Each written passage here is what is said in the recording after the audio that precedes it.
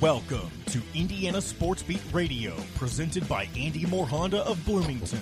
Know your role and shut your mouth, you jabroni! Fires upfield into the end zone, and it's caught. Jelani Woods, touchdown! INDY! A 43-point night for Tyrese Halliburton. How do you like that, partner? Renew now, drives in low, throws up a shot. It doesn't go. Tipped up and in by Anthony Leal. Indiana takes the lead. It's pretty simple. I win. Google me. Now, here's your host, Jim Coyle. Hello, everybody. Welcome aboard to another edition of Indiana Sports Beat Radio, coming to you from the Hard Truth Distilling Company studios, brought to you by the Hard Truth and Andy Moore Honda. Thanks a lot for being with us.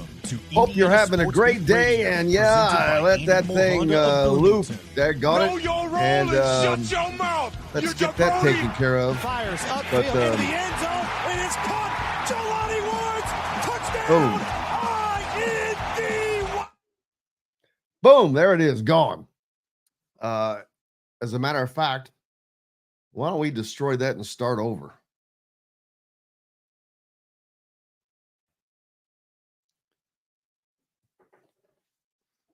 So let's do that. So we're going to redo for those of you that are here.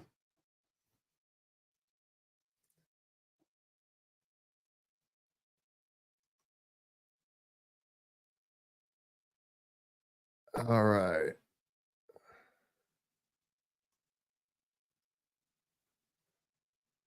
And 10.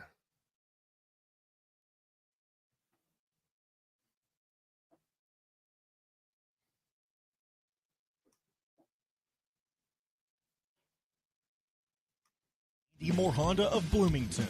Know your role and shut your mouth, you jabroni! Fires upfield into the end zone, and it's caught. Jelani Woods, touchdown! INDY! A 43-point night for Tyrese Halliburton. How do you like that, partner? Renew now, drives in low, throws up a shot. It doesn't go. Tipped up and in by Anthony Leal. Indiana takes the lead. It's pretty simple. I win. Google me. Now, here's your host, Jim Coyle. Hello, everybody. Welcome into another edition of Indiana Sports Beat Radio here on this Tuesday. Thank you so much for joining us. Along for the ride today, we'll have Mike DeCourcy, Chronic Hoosier, and Greg Smith from Rivals joining us. Plenty to talk about, of course, over the weekend, and something I just saw that was looking at on ESPN that I cannot wait to talk about. Indiana's college football hopes have risen dramatically. As a matter of fact, ESPN says they have a 23-point-something shot percent chance of being there now, and that's ahead of many other teams like LSU and of the like. So looking forward to talking about each and all of that. How are you guys doing? Appreciate you being with us.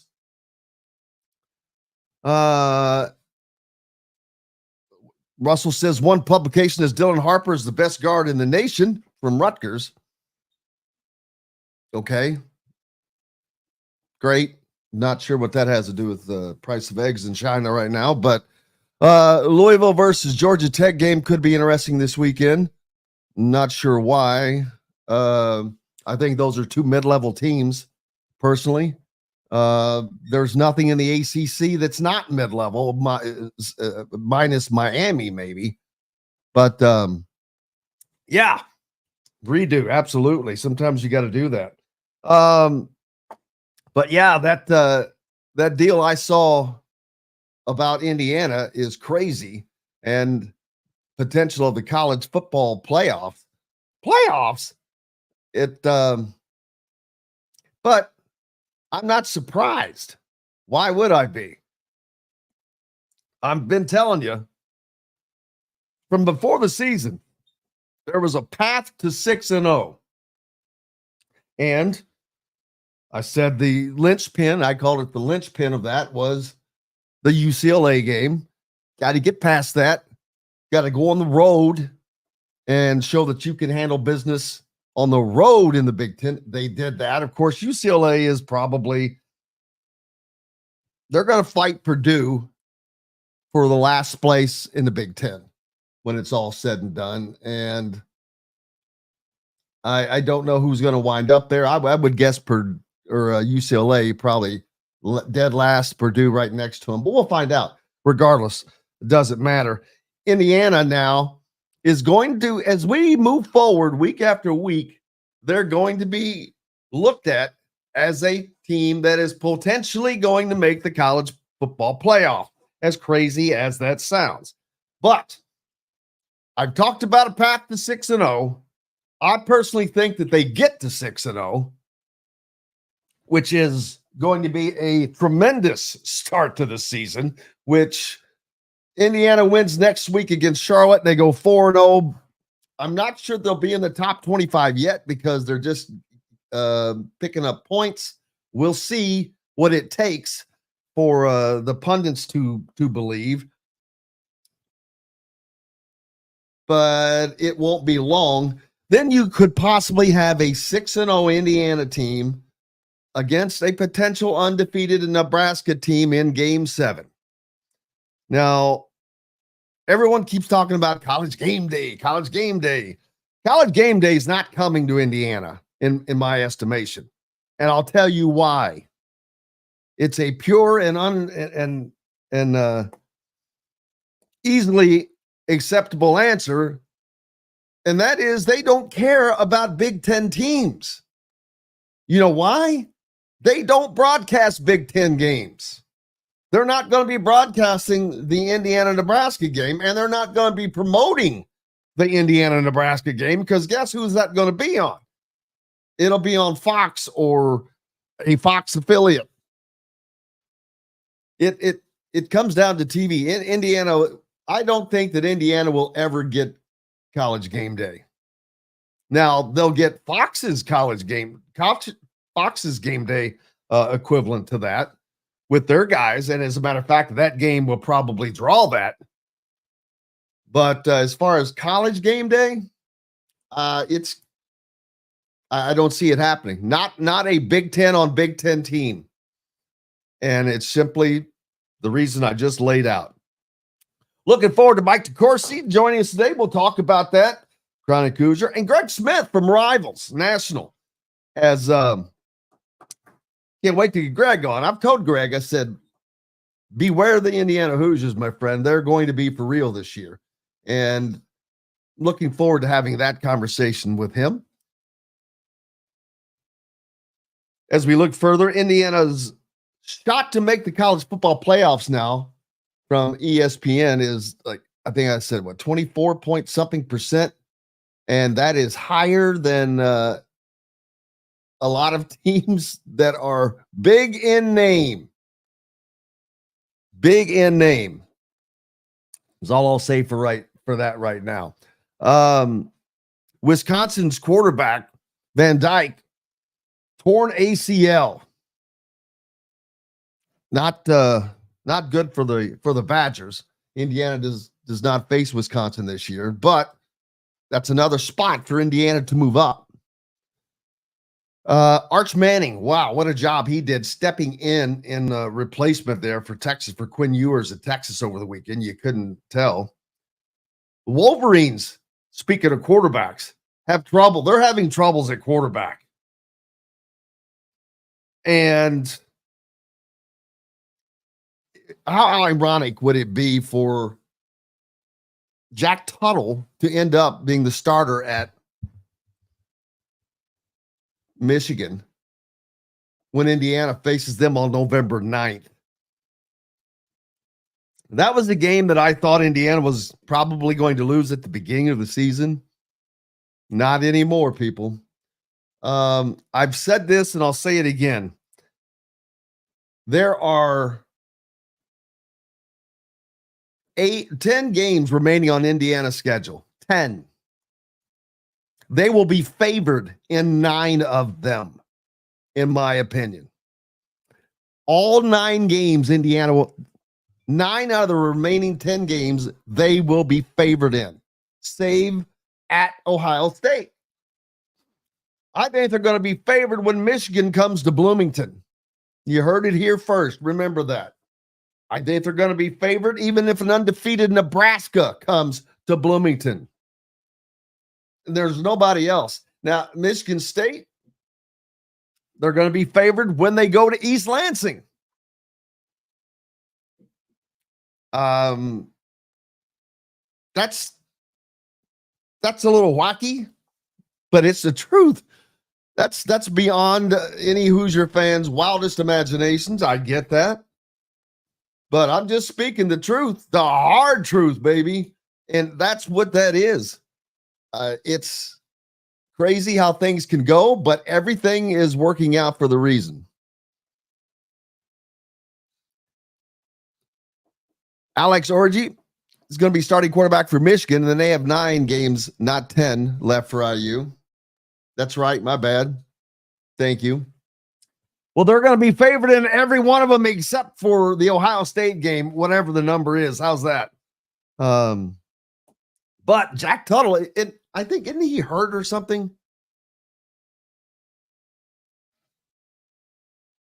And that's why, because he was the number 2 quarterback at one time, and I think he got injured or something like that. Regardless of which, Indiana is going to be favored. And I just think that is mind-boggling to think that Indiana is going to be, well, in my opinion, they will be favored over the reigning national champion when they come to Bloomington. So you can do with that what you will. Caleb says IU football was talked about on Monday night, on the Monday night broadcast last night. I have to say I missed that because I was listening to, semi-listening to Eli and Peyton and Eli. What was the conversation like there, Caleb? And Zap says, feels like Jack Tuttle been in college longer than Van Wilder. You ain't lying. He is probably a 50th year senior. But there are other guys. Indiana's got a couple. Indiana's got a 7th year guy. And a 6th year. I mean, they between COVID and the NCAA just being toothless, there are many guys that are playing deep into their careers without question. We've got a lot coming up, man. Looking forward to it all and looking forward to talking to these peeps today as Mike DeCourcy scheduled to join us. Hopefully when we come back here at the golf club. And we'll do that right after this break.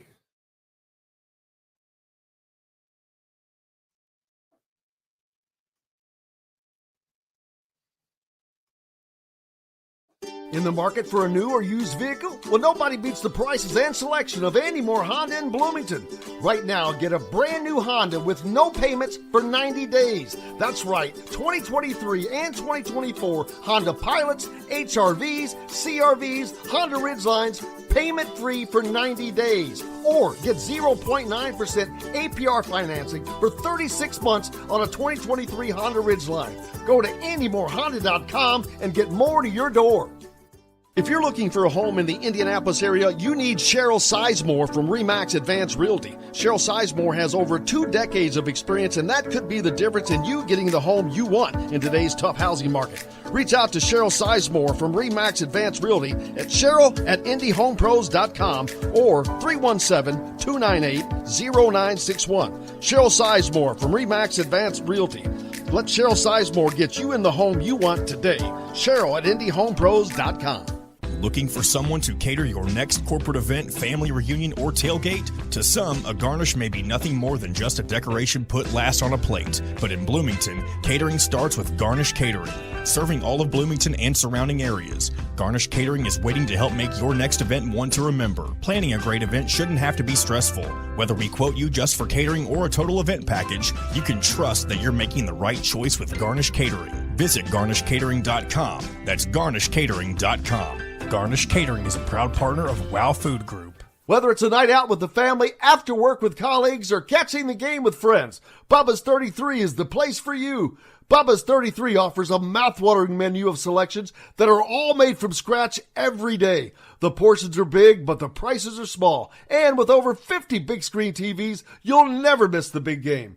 Bubba's 33. Pizza, burgers, beer. Country living is just a swing away. It can be hard to find the exact home that fits your family's needs, so there couldn't be a better time to build a new home with Property Shore Construction. Now building exclusively south of Bloomington within the Stonecrest Golf Community. Choose from one of the gorgeous Stonecrest Signature Series house plans. We have several lots available with scenic views of the golf course. Contact Amy Rhoda with Revesco Real Estate for additional information. 812-583-0919 or go to mystonecrestliving.com. That's mystonecrestliving.com for more details. Enjoy healthy, delicious meals at home without the hassle with the Fresh Fork. Chef-curated, ready-made meals delivered right to your doorstep. Proudly fueling IU athletes and now available to you with a menu that's always fresh and diverse, from hearty proteins to fresh salads. The Fresh Fork empowers you to make better food choices without compromising. Let the Fresh Fork help transform your lifestyle for a healthier way of living today at thefreshforkonline.com. Use promo code RADIO20 and get $20 off of your first order. Welcome back to Indiana Sports Beat Radio, brought to you by Hard Truth Distilling Company and Andy Moore Honda Bloomington.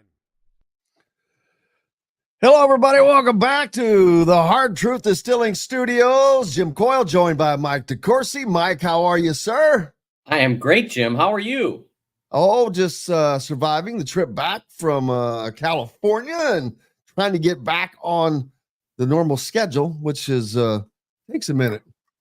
What was the coolest thing you did while you were in LA, football game excluded? Actually, I did what I would normally do.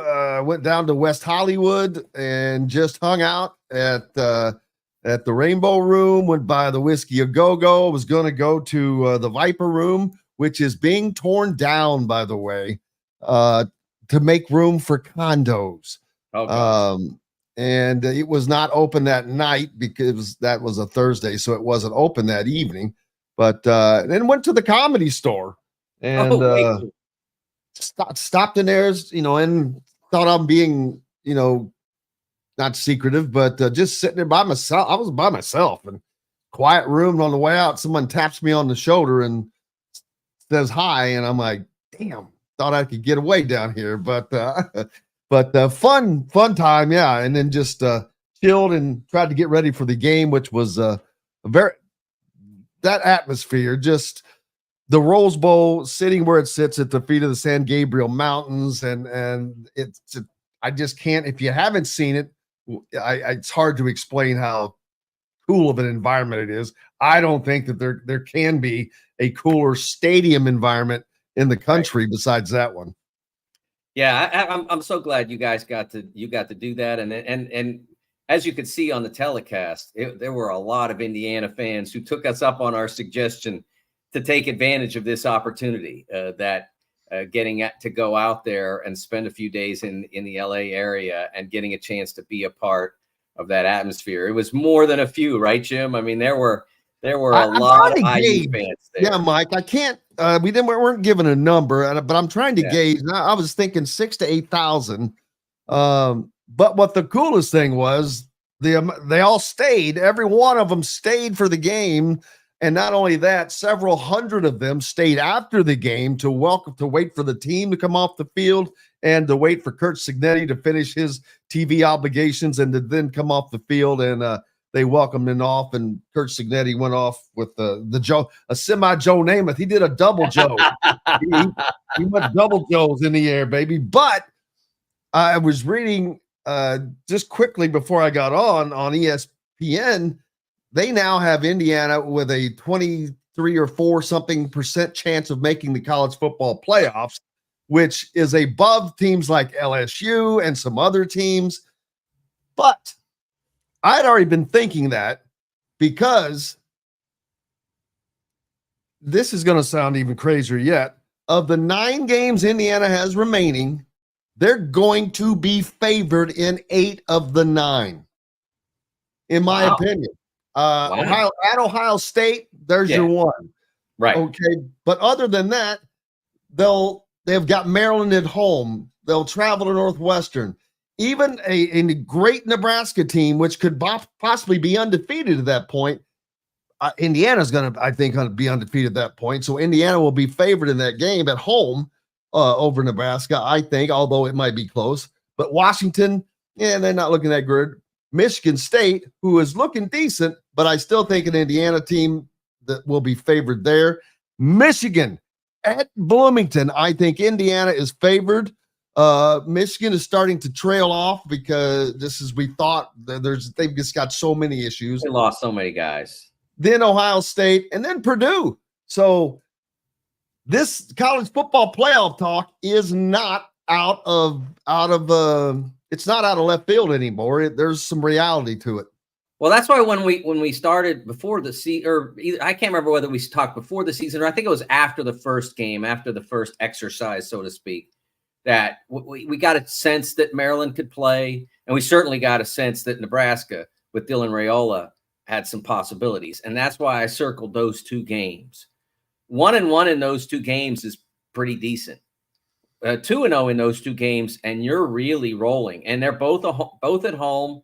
Those are great opportunities for this football team. And the way they looked, I know UCLA's not great, but I will say this. I saw out there, especially on offense, it's really hard to gauge the defense because UCLA didn't put up much.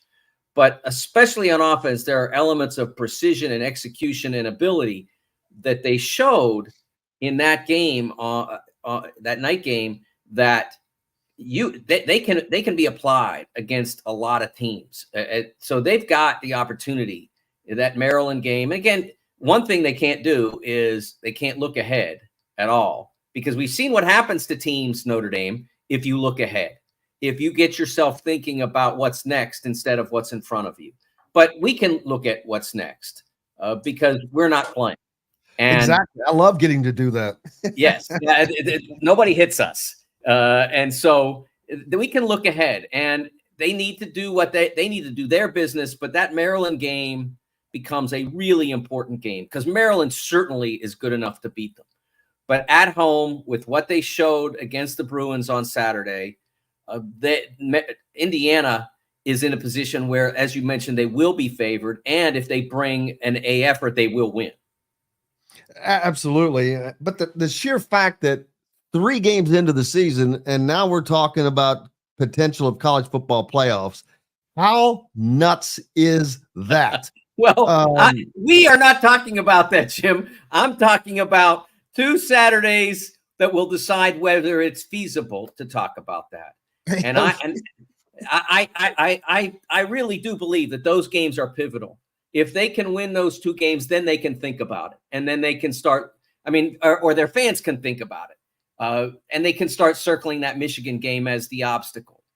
The game that, again, the thing about the Big Ten now, as it exists, is there are very few places you can go on the road and say, we got this one. Especially if you're a program at Indiana's level that's on the ascent and not. But even we've saw over the years, Ohio State had that problem. Remember Purdue? That game at Purdue, I don't remember exactly what year. They all kind of run together a little bit. Ohio State had terrific teams for that, almost the entire college football playoff era. But they went to Purdue and they lost on the road. That's a perfect example. And it's going to be even more so. That is going to be even more true over time, over the years. There's going to be a little bit of I don't want to say homogenization, but that it will morph into more competitive. It will not morph into less competitive. That's not to say that there won't be powers. Ohio State is going to be a power as long as they are well coached. And that's one of the reasons why when people talk about thinking about firing Ryan Day because of the Michigan issue over the last 3 years, you say to yourself, yeah, but you can get this wrong. They don't have it wrong. They may not have it exactly right, but they don't have it wrong. If you get it wrong, as happened at Oklahoma after Lincoln Riley left, you can lose your fastball. You look at Alabama for those years between Bear Bryant and Nick Saban, and how few, and with the exception of Gene Stallings' nice little run in the early 90s, but he didn't stay long because he was because he didn't want to keep it up. They had decades where they were relatively irrelevant. So Ohio State's going to be a power. Michigan is going to return. Penn State is going to get back. And SC is on the climb. That's another one that you have to look out for. But all of that is indicative of Indiana being able to talk about what's possible and not basically basketball season. Oh, when's basketball start? They can talk about these things, but I do go back to the weekend against Maryland and the early October weekend against Nebraska as the pivotal points for what this Indiana football season will be. Yeah, Zap asking who gets more wins, the Colts or IU? And right now it's looking like IU, unfortunately. Oh, yeah. I think that's honestly, that's a pretty good bet. I mean, you get 5 more shots for regular season, 4 more shots overall with the Colts. But I feel really good about IU surpassing the Colts win total. Yeah, and what I love about this, and the transfer portal gets, I hate to use the word credit, but all the credit of what this has done to college football. It has really equalized. There is a great equalizer. While there will still be powers that, like you said, there is going to be an equalizer amongst a lot of other programs, Indiana included in that. We're looking at a team that was 3-9 last year. Yeah. 3-9. They've won as many games already this season in 3 weeks than they did in 12 weeks last year. And so that gives you an indication, but that just shows you how much change can happen. And yes. I'm here for it. I love it. I think there are a lot of teams that are tougher. The top 25 is only what it is, but there are teams that are probably 40 deep that yes. are worthy of being in that mix and are probably a loss away from being in that mix. And I think college football is going to continue to become more and more exciting as we go along because of that very thing.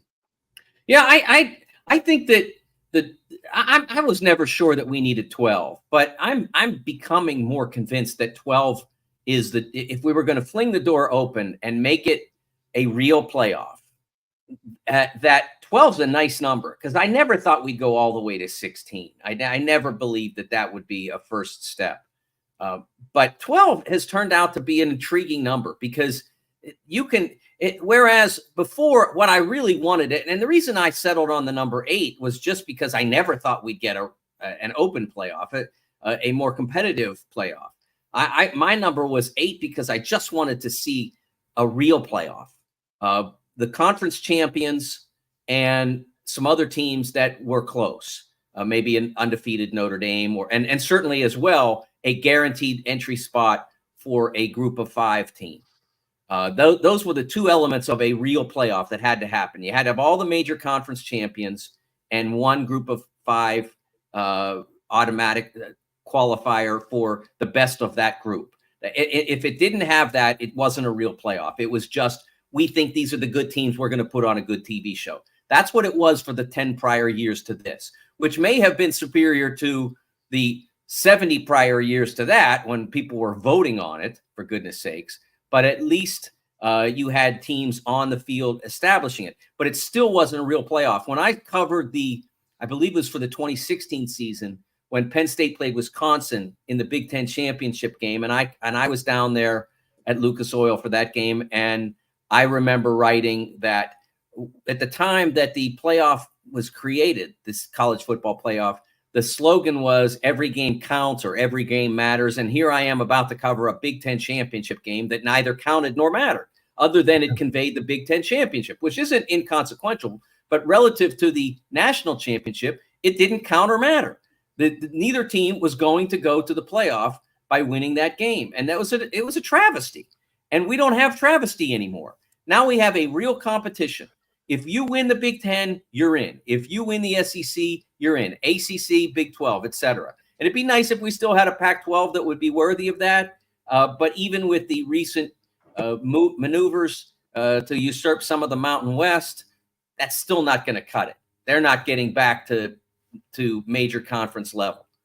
But we will have all the major conference champions. We will have a group of 5 champion as well. and then we'll have some at-large teams that maybe got excluded from the prior playoff because they had a tough day or because they scheduled harder than somebody else, because they didn't bring in Mercer or the Citadel the way the SEC teams, including Alabama, did for a lot of years. They actually played a real team and maybe lost. I think it's really cool that we're going to have that. I wrote about it before the season. It would be the best college football season ever. And how are we doing 3 weeks in? It feels like that, doesn't it? Absolutely. And speaking of, I think that the Big Ten, not only the Big Ten champion will be guaranteed in, but I think the Big Ten runner-up is pretty much generally going to be guaranteed in just because of the numbers, and probably the next best who didn't get to play in that game. And so that's like a team like Indiana, they're going to be fighting because you're looking at Ohio State, USC, Oregon, who Oregon is probably up there. I still don't know. Their first 2 games were a little shaky. Yeah, they started slowly. They handled business this weekend pretty well, so they're going to remain where they are. But then it's a fight for that 3rd spot, I think, and I'll have to look at Oregon's final how their schedule goes out. But Indiana has an advantage because of their schedule.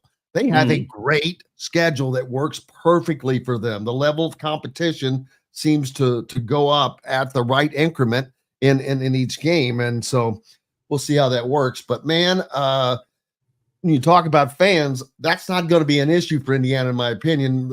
Charlotte, I don't know what that'll do. Maryland, that should spark things up. But after that, they go to Northwestern, but they come back home to play in a Nebraska game, which there is just going to be all kinds of excitement in that game. And I'm looking forward to it. I mean, I think the crowd is going to be amazing. Of course, we're talking 4 weeks away, a month, even longer, because there's probably a bye in there somewhere that I'm missing. But well, I gotta say, Jim, that I think that Maryland game is, first of all, you can't assume anything. That's a tough game.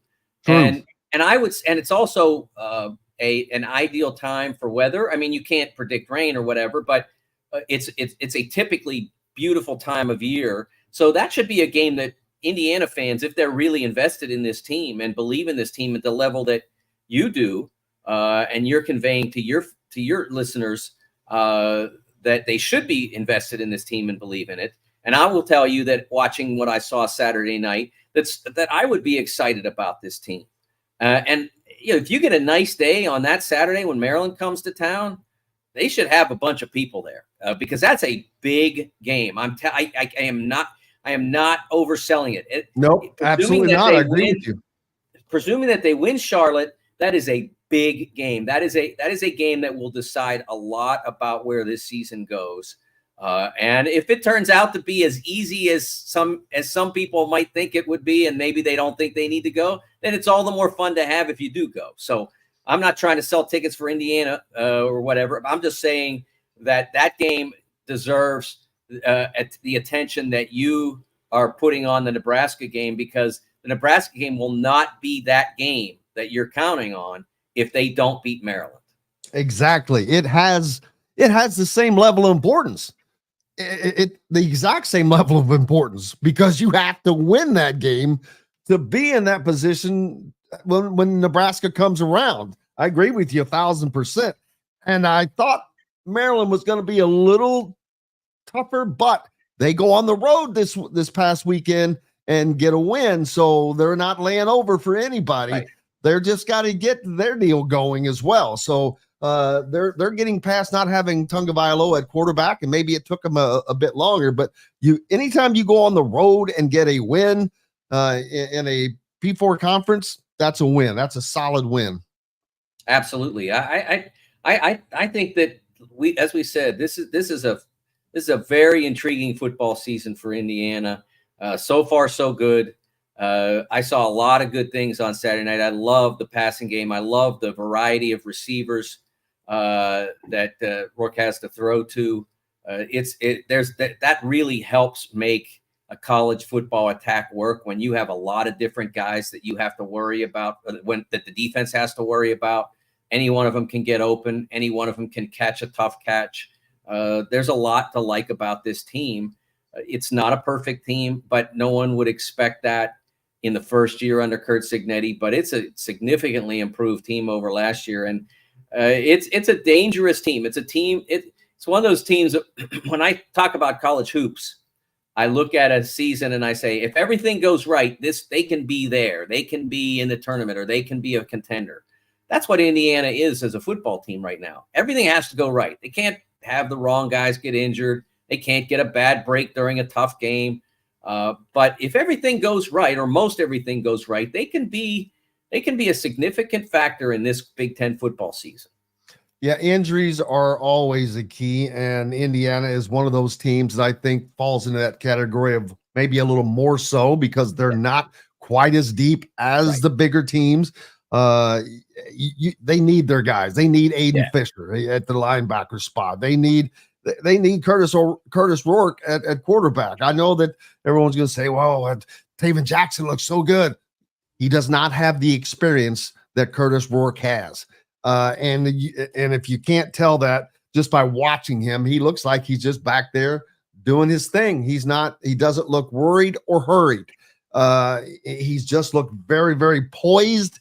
And that comes across. I think that comes across in the other players. When you have a quarterback that is poised, that makes them poised, and that brings relaxation to them. And I think we saw that in a very, very efficient offense last Saturday night. Absolutely, 100%. That's, like I said, that's the thing that excited me the most about Saturday night was how they were able to spread the ball around, and not just throwing drop-off passes, short passes, but significant dangerous passes to a variety of receivers. I think that was one of the things that intrigued me the most about what the Hoosiers have.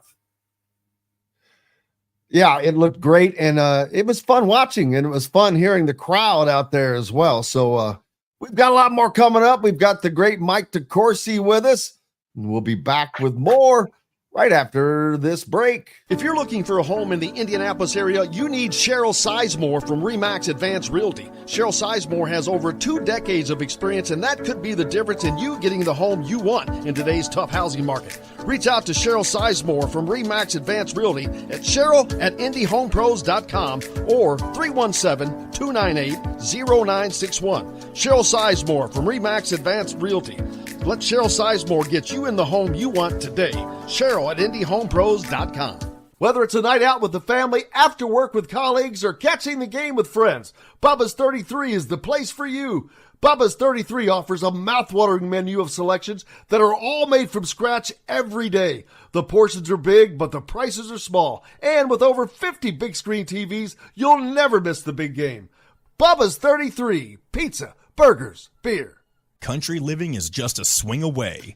It can be hard to find the exact home that fits your family's needs, so there couldn't be a better time to build a new home with Property Shore Construction. Now building exclusively south of Bloomington within the Stonecrest Golf Community. Choose from one of the gorgeous Stonecrest Signature Series house plans. We have several lots available with scenic views of the golf course. Contact Amy Rhoda with Revesco Real Estate for additional information. 812-583-0919 or go to mystonecrestliving.com. That's mystonecrestliving.com for more details.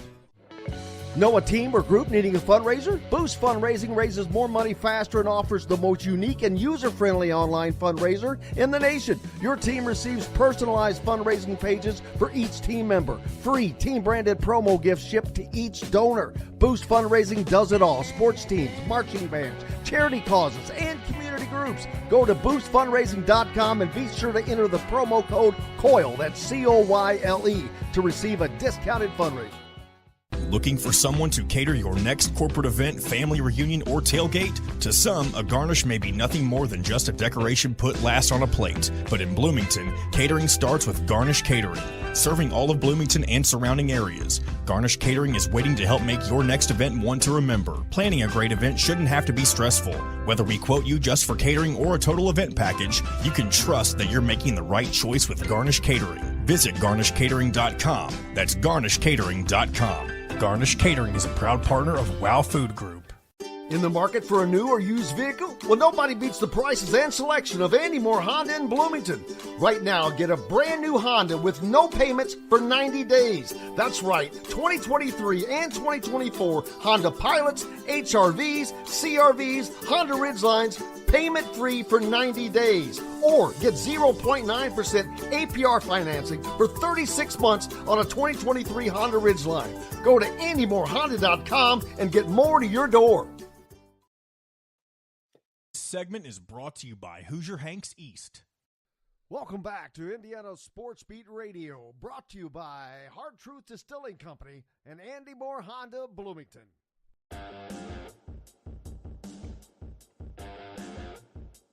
Welcome back, Indiana Sports Beat Radio on this Tuesday. Thank you so much for being with us. Mike DeCourcy from the Sporting News, as usual, joining us here. And the Big Ten, an okay weekend over the weekend, Mike. I guess everybody did what they were supposed to do. Anything stick out to you? Well, it was a week in which two of the bigger powers were inactive. Penn State, Ohio State, both were off. To me, you saw. I thought that it was a great opportunity for the Hoosiers because you knew they were going to be in prime time, in a great atmosphere, and it was a game that got to be showcased in part because of the way the schedule broke. I thought probably the most important component of this weekend's action was Oregon just manhandling Oregon State in their rivalry game. That was really important for the Ducks. If they're going to approximate even what was predicted for them in the preseason, they had to get themselves right. They really did, as we mentioned before in the first segment, they really did struggle the first 2 weeks of the season. They did not look impressive at all in week 1 and 2. But then they went out against a team that has some ambition, although not necessarily at the moment any real home. Oregon State still has some ambition, and Oregon just blew them out. And that was important for the Ducks. They needed to do that if they're going to get back into the thick of the conversation anyway, with teams like Ohio State and SC in particular, and maybe Penn State. And as we mentioned in the first segment, maybe Nebraska and the Hoosiers as well. Yeah, looking down through Oregon and USC are the two teams that anybody else in the Big Ten, I think, are going to be fighting for a spot in the college football playoffs. I think that the Big Ten probably gets 3 teams in, but if you were a betting person at this moment, you'd bet Ohio State or Oregon and USC. Yeah, I wouldn't leave Penn State totally out of that conversation yet. They need to get better. I watched their first 2 games, and there were moments when they were very good, even though they struggled against Bowling Green. I'm going to give them the same level of grace, so to speak, as we give Oregon, because Oregon bounced back a little bit. I still think Penn State has the makings of a very good team. I'm not saying they're going to get there, but they still have the ingredients to be a very good team, and they have opportunities with their schedule. I mean, one of the things about the expansion that really changed the dynamic of the Big Ten and made it a more interesting, a more conference-wide competition, a more interesting conference-wide competition, is the abandonment of the East-West divisions. Because the East-West put it in a position where everybody in the West was basically playing theoretically to lose the championship game, and everybody in the East was playing the top teams in the East were all stuck playing the other top teams in the East. So Ohio State always had to play Michigan and Penn State twice, and Penn State always had Ohio State and Michigan twice, etc. That was a hard situation for those 3. So now it gets spread out, and there are still a lot of hard games out there for everybody involved. But it's not the same 2 hard games for the Eastern teams as it was before. It's not the same relative walk for the teams in the West, whether it was Wisconsin's year or Iowa's year or in a couple of occasions Northwestern's year. They didn't have to worry a lot about the strength of the East. Well, I wrote about Wisconsin's situation right now on Friday in advance of their Alabama loss, which complicated their situation even more. But when Luke Fickell took the Wisconsin job, that it was East-West, and they were in that circumstance where all you had to do, so to speak, was have a good enough team to be better than Iowa and Northwestern, and maybe an occasional Illinois or whatever. But now you're playing against a lot of tough teams. They played over the course of the decade of the CFP, over 9 years. 9 years of the Big Ten West, because the CFP came in when Legends and Leaders was how it was done. And then in year 2 of the CFP, it was East-West. And in those 9 years, Wisconsin played a total of 10 scheduled games against Penn State, Ohio State, and Michigan. A total of 10 games. You know how many games Indiana played against those teams in those years? They played 27. It's a big difference. And now you don't have to worry as much about that. So it evens out the competition a little bit, makes it more fair for the Eastern teams like Indiana and the 3 powers. And it makes it more challenging for the Western teams. You have to be better because you're going to see an SC.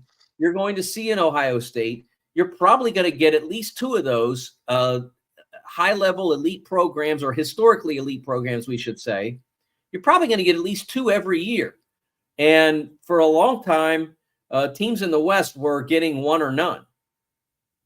Yeah, I'm looking down at the schedules between Oregon and USC, the 2 competitors for any other Big Ten team that has sights set on the playoffs. And USC has probably a tougher go on it.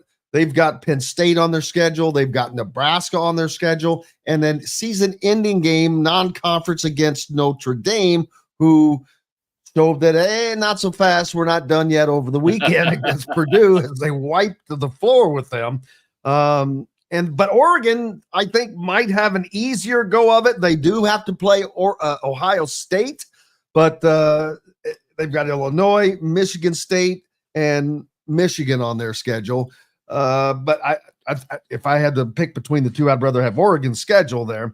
Right. So USC they could schedule it or get beat out in that regard just by those games they have. But I think USC might be still the second best team in the Big Ten right now. We'll have to wait and see on that. But boy, is it going to be fun. It 12, 24, 48. It doesn't matter how many teams are going. There's going to always be. These guys should have gotten in. They had and I expect that at the end of this season as well for teams to be clamoring for a spot in there, those 10, 11, 12 spots in the playoffs. Well, I want them to get it right, so to speak. I want the season to develop in a way so that it's impossible to get it wrong. But there's a absolute continent of difference, Jim, between the opinions of the committee deciding between the 12th team and the 13th team, and the opinions of the committee deciding basically what's a better television show. Florida State won every game in a major conference last year and played a significant out of conference game against LSU, and still didn't get in the playoff because their quarterback got hurt, and it wouldn't have been as good a TV show. That's not a playoff, Jim. That's not an athletic competition. That's a TV program. That's, a better version of a reality television show. That's not sports. That's not how sports work. You don't do it that way. If you win all your games in a major conference in college sports, you should get into the playoffs. And every other sport that we have at the Division I level, if you do that, you're getting into the playoff. Unless you're on some sort of probation. There's no scenario in which an undefeated college basketball team in a major conference isn't getting into the NCAA tournament, men's or women's, the soccer tournament, men's or women's volleyball, which is hot now. You're getting in. But in football last year, we had it where that didn't happen. It was a travesty. And it was the perfect time to remind us what we won't miss and what we will embrace. This coming playoff where if there's another Florida State out there, I don't know, it ain't going to be Florida State, obviously. But if someone goes undefeated in the ACC this year, whoever it might be, North Carolina or somebody, I don't even know who's still undefeated in the ACC at this point. They've taken a few L's, but whoever it might be, Cal, there's a good one. Cal is undefeated right now.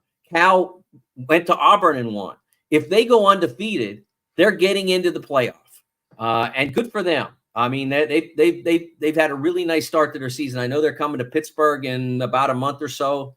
If it's a good weather day, I think I'll be in the stands for that one. But see, this could also be a year where there could be whether it's the SEC or the Big Ten, the fourth best team in one of those leagues are better than the second team in the ACC because the ACC is pretty weak. You got Miami. I guess Boston College is not looking too bad. I don't know what they did over the weekend. They had been looking good. They lost a very tough game to Missouri. So a team that certainly could come back and win the ACC. But then you're going to end up having a mid-level SEC team that has beaten one of the best of the ACC. Yeah, but I mean, that'll be an interesting discussion that they'll have, and then we might get into those TV show elements. But at least the ACC champion will go, and then we'll see. I mean, honestly, the SEC has not been impressive, Jim, in non-conference play to date. They have taken a lot of losses. That Missouri escape of Boston College, that was huge for the SEC, because if they took another loss, they might be trending down toward only 2 playoff entrants, because it's not been an impressive out-of-conference year. I mean, look at Texas A&M getting absolutely smashed by the team that at home by the team that Northern Illinois went into and won. So that's been fairly typical. Now we saw a very significant win for the SEC from Alabama over Wisconsin. I will tell you right now, I don't know how significant that win will be by the end of the year. I don't know where Wisconsin's headed. Injury to their starting quarterback didn't help, but they already had a really difficult schedule ahead of them with not an imposing team. So Wisconsin by the end of the year may not be a significant win for the SEC, but it was a nice statement for the league. Overall, to this point in the season, and we still have a couple of more weeks of September where they will be playing some non-conference games. But to this point, it has not been an overwhelming success for the SEC. No, and there are teams in the Big Ten, too, Luke Fickell at Wisconsin, Michigan, that, boy, they're not looking great. And I'm wondering if they thought that because they are who they are, they did not need to use the portal as much as some of these other teams are, and probably didn't do that. But boy, they're starting to fall a little bit. First, Luke Fickell, early in his tenure, but things aren't looking great at Wisconsin. It's not like there is an upward trajectory at all in Wisconsin. Yeah, I wrote about that on Friday. Like I said, in advance of that game, and you could see little elements of concern. And one of the things I wrote about, the overriding tone of the article was, okay, it's not going great. It doesn't look impressive. And then they went out on Saturday and it got worse. But is it fair to judge now? He's now coached, I think, 15, 16 games at Wisconsin. We didn't used to do that, but things have changed. It's a tough position to be a new coach anywhere, unless you happen to replace someone who left you a ton of talent for whatever reason, like the Knicks. And of course, at Alabama, the reason is Nick Saban was the greatest college football coach of all time, and so there were a lot of guys left. So he left a great team, a significant team for Kalen DeBoer that included a starting quarterback who's very talented and very capable. That's a great position for DeBoer to be in. But it's hard to come to a place where the guy got fired because he wasn't doing enough, whoever that guy might be. In this case, you could go to Jimbo Fisher at A&M. Somebody got moved out or dismissed or mutually agreed to part ways, or however they decided to define it at the time, because it just wasn't going. And then you have to come in and you have to fix it. And you have to fix it fast because that's how you get judged now. That's how quickly you get judged now, because the transfer portal and all of that says got to happen fast. I'm not sure that's a reasonable approach, because I don't know how many people are making it happen fast. Maybe, I mean, even SC now, year 3, I think, for Lincoln Riley. Year 1 and 2 were not great, but year 3 is starting to look really promising. Maybe we need to make sure that everybody stays on that track, the public, the media, etc., because it isn't easy to overturn a roster in college football and come out brilliant. It's just not. I mean, even though it's happened, it's still very rare. DeBoer did it at Washington. Hey, Dion talked about doing it at Colorado and then went 4-8. I don't know whether or not you can do it that quickly. Maybe Nebraska, maybe Indiana, for goodness sakes. But it's still rare that people are starting from scratch and getting it done quickly. Mike, if you have the time, if you could stick around for one more segment, Sure. I would greatly appreciate it. Chronic can't come on today, but I've got more to talk about. We'll be back with more Indiana Sports Beat Radio here at the Hard Truth Studios right after this. In the market for a new or used vehicle? Well, nobody beats the prices and selection of Andy Moore Honda in Bloomington. Right now, get a brand new Honda with no payments for 90 days. That's right, 2023 and 2024 Honda Pilots, HRVs, CRVs, Honda Ridgelines, payment-free for 90 days. Or get 0.9% APR financing for 36 months on a 2023 Honda Ridgeline. Go to AndyMooreHonda.com and get more to your door. Looking for someone to cater your next corporate event, family reunion, or tailgate? To some, a garnish may be nothing more than just a decoration put last on a plate. But in Bloomington, catering starts with Garnish Catering. Serving all of Bloomington and surrounding areas, Garnish Catering is waiting to help make your next event one to remember. Planning a great event shouldn't have to be stressful. Whether we quote you just for catering or a total event package, you can trust that you're making the right choice with Garnish Catering. Visit garnishcatering.com. That's garnishcatering.com. Garnish Catering is a proud partner of WOW Food Group. If you're looking for a home in the Indianapolis area, you need Cheryl Sizemore from RE/MAX Advanced Realty. Cheryl Sizemore has over 2 decades of experience, and that could be the difference in you getting the home you want in today's tough housing market. Reach out to Cheryl Sizemore from RE/MAX Advanced Realty at Cheryl@IndyHomePros.com or 317-298-0961. Cheryl Sizemore from RE/MAX Advanced Realty. Let Cheryl Sizemore get you in the home you want today. Cheryl@IndyHomePros.com. Whether it's a night out with the family, after work with colleagues, or catching the game with friends, Bubba's 33 is the place for you. Bubba's 33 offers a mouth-watering menu of selections that are all made from scratch every day. The portions are big, but the prices are small. And with over 50 big screen TVs, you'll never miss the big game. Bubba's 33, pizza, burgers, beer. The Ugly Grouper, located on beautiful Anna Marie in Florida, is the place to be, and not just because they have unforgettable meals, including locally sourced seafood. The Ugly Grouper has your favorite craft beers and cocktails, along with live music every day. The Ugly Grouper is family-friendly, able to host private parties, and has the biggest grouper you've ever seen. The Ugly Grouper is the place to be on Anna Marie Island, Florida. Tell them Indiana Sports Beat sent you. Go to theuglygrouper.com for more information. Country living is just a swing away. It can be hard to find the exact home that fits your family's needs, so there couldn't be a better time to build a new home with Property Shore Construction. Now building exclusively south of Bloomington within the Stonecrest Golf Community. Choose from one of the gorgeous Stonecrest Signature Series house plans. We have several lots available with scenic views of the golf course. Contact Amy Rhoda with Revesco Real Estate for additional information. 812-583-0919 or go to mystonecrestliving.com. That's mystonecrestliving.com for more details. Welcome back to Indiana Sports Beat Radio, brought to you by Hard Truth Distilling Company and Andy Moore Honda, Bloomington. Segment is brought to you by Reynolds Family Dentistry in Sellersburg. Welcome back, Indiana Sports Beat Radio here on this Tuesday. Mike DeCourcy from The Sporting News, kind enough to join us and stay a little longer. Appreciate that, Mike, very much. One other thing I didn't get to talk about in Michigan.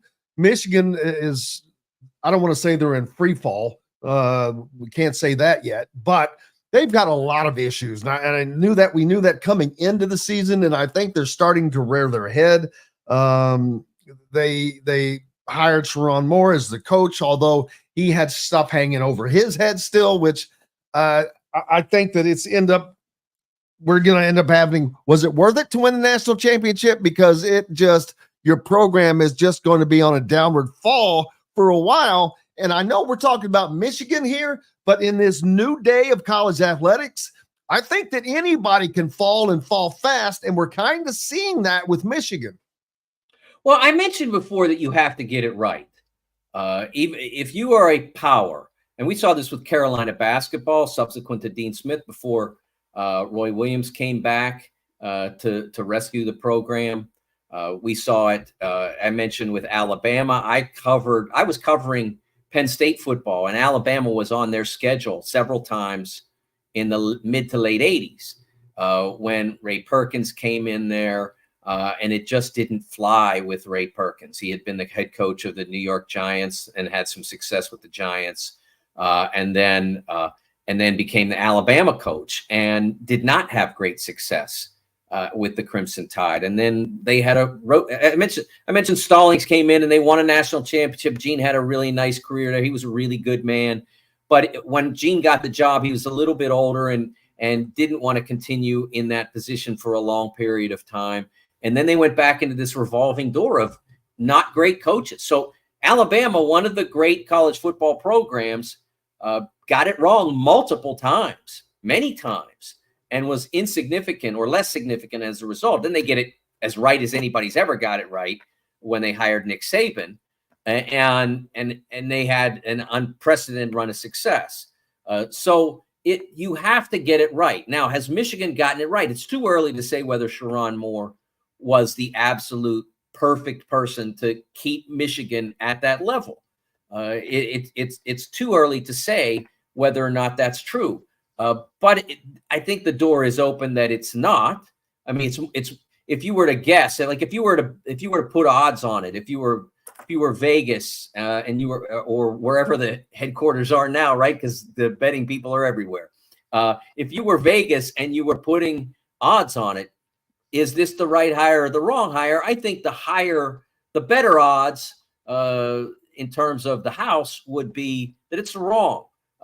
Just because of the way things have gone both on and off the field since Harbaugh left. But it's not to say that it can't be the right hire. Sharon did do a really good job of coaching last year's team when Harbaugh was absent. And he was absent a lot, as we remember, from last season because of various punishments. So he can be right, but he has to be right because the power of the institution can make a good enough coach good enough, but he can't make a not good enough coach good enough. The power of the institution does. If you have a great coach and a great tradition / institution, whatever, like you did with Saban at Alabama, it's going to be hard to take that team down. If you have a great coach and a good enough program like Georgia is. Georgia is not a traditional 11-1 team, let's say. They're a traditional 9-3, 10-2 team. So if you get the right coach like Kirby Smart, they can be that 11-1, 12-0. If you get the wrong coach or not quite good enough coach, then you're going 9-3 a lot or less. And so that's the difference with Michigan right now. They are a traditional 11-1 program, but we have seen them over recent history with a coach who wasn't good enough, coaches who weren't good enough. And we saw what it meant, how the program declined. And it didn't get back until year 4 or 5 of Jim Harbaugh? It didn't get all the way back to being significant. And then they win 3 in a row against Ohio State. Make a few playoffs, win a national championship, and then he departs. Every time a coaching change happens at a program like that, there is the risk that the program can be dented. It won't be taken down, but it can be dented. And we'll see whether or not Sharon is the right guy. but he may be the right guy at the wrong time, and it may take a little bit of time for them to get back up to where Michigan traditionally has been. Speaking of programs, Notre Dame is going to be one that this season, I think, depending upon what they do in the end of the season against USC, because in between now and then, they don't really have a very tough schedule. They either have some soft non-con games or they play in the ACC, which is not exactly a wicked conference. So they should actually go undefeated until the USC game. But if they lose that USC game, and that gives them 2 losses against their 2 toughest games of the year, there is no way they belong in the college football playoff. No. But I can still see them getting in just because it says Notre Dame across the front of their chest for no other reason, not because I think they deserve it. Yeah, I don't see that happening, Jim. I really don't. I mean, you have a bad loss in what we in the bracket business would call a bad loss. Even if Northern Illinois goes out and wins the MAC, and who knows? I mean, the MAC is the most competitive conference in all of college sports, and by that I mean everybody has to. It's like I always compare it to the IROC days. Do you remember the IROC, the International Race of Champions, where you got all the best drivers and everybody was basically supposed to have the same car, and so you were supposed to be able to find out who was the best driver. Well, that's kind of what the MAC is. So I don't have any idea whether or not Northern Illinois is the best team or will be the best team in the MAC. We'll see in 2-3 months. But that's still a bad loss for a playoff aspirant. And then, as you said, they have a lot of games that are not overwhelming. And most of the games that they have that are reasonably competitive. Georgia Tech, that's one that they play on the road. That could be a challenge for them. But they get Louisville at home. They get Stanford at home. Then they play, Army and Navy, which don't really, belong on the field with them if Notre Dame's competitive. Florida State has been really poor so far this year, 0-3 start. And then they get down to the end of the year with that SC game. I don't see any reason that they make the playoff if they don't beat SC, or it's like an absolute classic game where both teams are clearly brilliant and it's hard to leave out the loser, something like that. But remember, for that game to carry great consequence for Notre Dame, SC has to continue to succeed as well. That has with where Notre Dame left themselves after the tough loss, that game needs to be consequential for Notre Dame because SC is good. If it's just another in a long line of not overly impressive wins, Notre Dame loses it, I don't see how Notre Dame could warrant inclusion with one bad loss to a mid-major team, good or not, and then a loss to a fair to Midland, as my family used to say, SC team. I'm not saying that's what they are. I'm saying if they are that by the end of the year. Exactly, and I'm looking forward to this season's college football playoff because we've dreamed about what would it be like besides there being 2 teams, and then 4 teams.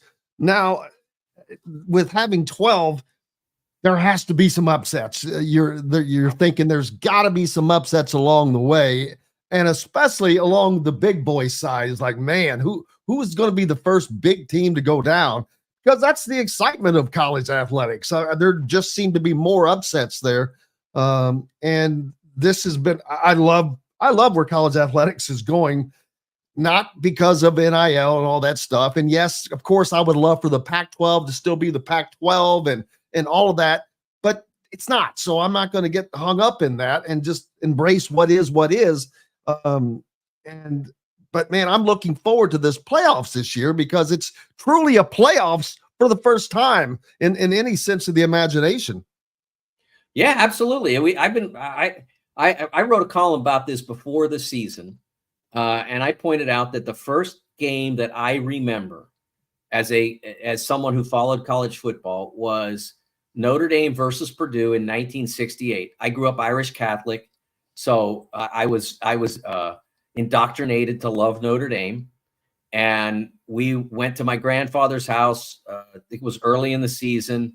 And we drove to my grandfather's house to watch Notre Dame play Purdue, and Purdue with Mike Phipps and Leroy Keys took care of the Irish in that game. Terry Hanratty and Jim Seymour couldn't get it done for the Irish. Those are the names I remember for that day, and that's the first game that I remember watching as someone who consumed college football. And it's been from that day in 1968 until now for us to have a real college football season where everything mattered. Every championship at the major level matters. Every game has some implication on that.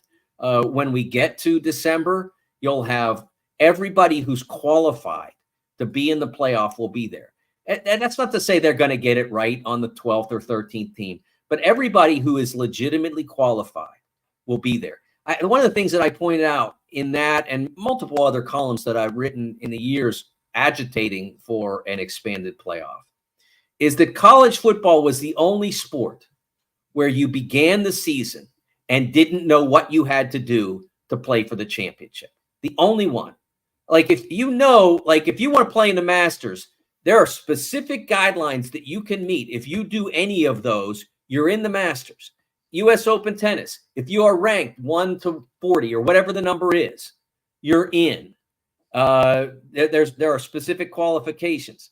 In the NCAA tournament, if you win in men's or women's, if you win your conference title and you get the automatic bid from your conference, whether it's established as a regular season champion or the conference tournament championship, it's up to every conference to decide how they want to award that bid. Then you're into the NCAA tournament. You know what you need to do, and no one can keep you out if you do those things. But in college football, as I mentioned, and Florida State last year was the apotheosis of this. You could win every single game you played and still get left out. That's a preposterous construct, and it's not what we have anymore. And I've been waiting essentially my whole life for this college football season. I'm thrilled that it's here. Absolutely. What is coming up next for you? Well, I am working on a column about the U.S. men's national soccer team introduced their new head coach on Friday, Mauricio Pochettino. He did a really nice press conference, talked about how they need to aspire the U.S. men's soccer team needs to aspire to have the level of accomplishment and ability that's at place in so many other of our sports, men's basketball, women's basketball. But he specifically pointed across the aisle, and seated next to him was Cindy Parlow-Cone, who was a World Cup champion, an Olympic champion for women's soccer, specifically pointed to the women's national team as a model for what he wants the men's soccer team to be. So I am going to talk, I'm going to write another column. I'm in the process of writing it about what his arrival means to the players. Because in the past, especially the recent past, if something went wrong for the men's national team, they blamed it on the coach, because we always had an American coach for the most part, and they hadn't, and no one who'd really ever accomplished great things in the world of soccer, across the pond and all that. Pochettino's played. He has coached a team, Tottenham, to the UEFA Champions League final. That's as big as it gets in club soccer. He's coached that. He coached in that game with a team that wasn't supposed to get there. So they're not going to blame the coach anymore, Jim. You know what that means? That means the players got to pick it up, because they are going to have a tougher road. So maybe that's good for the program. We'll see. Got to take responsibility now. That's exactly right. What are you going to be watching this weekend, sports wise? Wow, that's a great question. Too far in advance. I am not. I'm looking forward to the Steelers home opener, obviously. Steelers had a big win over the weekend, by the way. They went to Denver. Denver has been a house of horrors for the Steelers in the past. So for them to get any kind of win out there was pretty cool. They will play against former Michigan coach. We spent a lot of time talking about Michigan on the show. Former Michigan coach Jim Harbaugh will be leading his Los Angeles Chargers into Acrisure Stadium on Saturday. So I'm looking forward to that. We'll see. Mike DeCourcy from the Sporting News. Looking forward to it, brother. Thank you so much as always. Thanks, Jim. We've got much more coming up. Greg Smith with Rivals.com joins us on the backside right after this break. Enjoy healthy, delicious meals at home without the hassle with the Fresh Fork. Chef-curated, ready-made meals delivered right to your doorstep. Proudly fueling IU athletes and now available to you with a menu that's always fresh and diverse, from hearty proteins to fresh salads. The Fresh Fork empowers you to make better food choices without compromising. Let the Fresh Fork help transform your lifestyle for a healthier way of living today at thefreshforkonline.com. Use promo code RADIO20 and get $20 off your first order. Country living is just a swing away. It can be hard to find the exact home that fits your family's needs, so there couldn't be a better time to build a new home with Property Shore Construction. Now building exclusively south of Bloomington within the Stonecrest Golf community. Choose from one of the gorgeous Stonecrest Signature Series house plans. We have several lots available with scenic views of the golf course. Contact Amy Rhoda with Revesco Real Estate for additional information. 812-583-0919 or go to mystonecrestliving.com. That's mystonecrestliving.com for more details. Whether it's a night out with the family, after work with colleagues, or catching the game with friends, Bubba's 33 is the place for you. Bubba's 33 offers a mouthwatering menu of selections that are all made from scratch every day. The portions are big, but the prices are small. And with over 50 big screen TVs, you'll never miss the big game. Bubba's 33, pizza, burgers, beer. Looking for someone to cater your next corporate event, family reunion, or tailgate? To some, a garnish may be nothing more than just a decoration put last on a plate. But in Bloomington, catering starts with Garnish Catering. Serving all of Bloomington and surrounding areas, Garnish Catering is waiting to help make your next event one to remember. Planning a great event shouldn't have to be stressful. Whether we quote you just for catering or a total event package, you can trust that you're making the right choice with Garnish Catering. Visit garnishcatering.com. That's garnishcatering.com. Garnish Catering is a proud partner of WOW Food Group. If you're looking for a home in the Indianapolis area, you need Cheryl Sizemore from RE/MAX Advanced Realty. Cheryl Sizemore has over 2 decades of experience, and that could be the difference in you getting the home you want in today's tough housing market. Reach out to Cheryl Sizemore from RE/MAX Advanced Realty at cheryl@indiehomepros.com or 317-298-0961. Cheryl Sizemore from RE/MAX Advanced Realty. Let Cheryl Sizemore get you in the home you want today. Cheryl@indiehomepros.com. In the market for a new or used vehicle? Well, nobody beats the prices and selection of Andy Moore Honda in Bloomington. Right now, get a brand new Honda with no payments for 90 days. That's right, 2023 and 2024 Honda Pilots, HRVs, CRVs, Honda Ridgelines, payment-free for 90 days. Or get 0.9% APR financing for 36 months on a 2023 Honda Ridgeline. Go to AndyMooreHonda.com and get more to your door. Welcome back to Indiana Sports Beat Radio, brought to you by Hard Truth Distilling Company and Andy Moore Honda Bloomington. Welcome back to the studio here, Hard Truth Distilling Company, joined now by Greg Smith from Rivals.com. Greg, how are you doing, sir? I am very well, man. How are you? Good. Had a long weekend out to Los Angeles, rather, and enjoyed it, though. Good win for Indiana as they knock off the UCLA Bruins to get their Big Ten season started and introduce the Bruins to the Big Ten, not on a way that they would have liked to have seen, but great start for the Hoosiers. Yeah, absolutely. And it's funny. I saw a lot of funny jokes out there on social media about asking UCLA if it was worth it to come over to the Big Ten. And we talked about this before the season got started, that UCLA could be a team that was in for a rude awakening when it came to the Big Ten, because the league is tougher than you think. It's not just about the Ohio States and Michigans of the world. Indiana and teams like that are very difficult to play, and they found out the hard way over the weekend. Yeah, UCLA and Purdue, I think, are going to end up in the bottom of the conference. Partly for UCLA, it's a bad deal. They're experiencing kind of what Michigan is, just on a much grander scale. They've lost their coach. They've lost a bunch of their team members, but how they replaced it probably hurt them, but they don't have a lot to offer. UCLA football is not that strong of a product, but they're going to have to get with the program quickly, or that's going to be a serious deal. I mean, you cannot be a brand like UCLA and toil in the bottom of a conference, any conference that you're in a major sport like football. Yeah, it's interesting how they've always just kind of seemed to flounder along. Like they always have a little bit of run here and there, but I think it feels like a commitment to football issue out there. It also is just they're always going to be second fiddle in the town, the USC, and so it's just. And then now with Oregon becoming such a power out west as well, like they're fighting, for recruits that are not nearly at that top level that those other schools are getting. So it's tough. I think that staff at UCLA has been well received by recruits. I think that they work hard.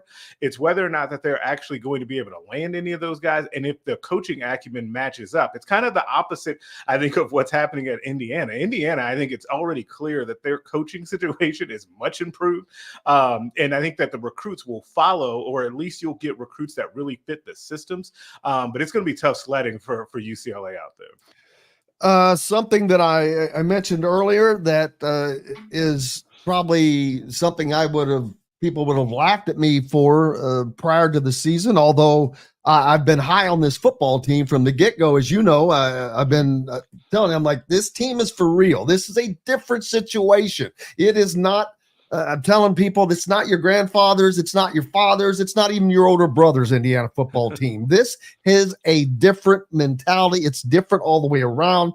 I think people are really getting to see that now, going out to beat, while UCLA is not a high-ranked team right now, that's okay. Going on the road is and making the statement they did is it tells you a lot. And Indiana is going to be a team to be reckoned with in the Big Ten this year. And I saw this morning that ESPN now gives them a 24% shot at making the college football playoffs, and that is above some very high-known names in this sport. Yeah, and I think some of that is them outperforming, I think, general national people's expectations so far this season and the way that they've looked in these games. And like you said, even if UCLA is down, it's still a Big Ten team, right? And so you go on the road and beat them like that, that'll get people's attention.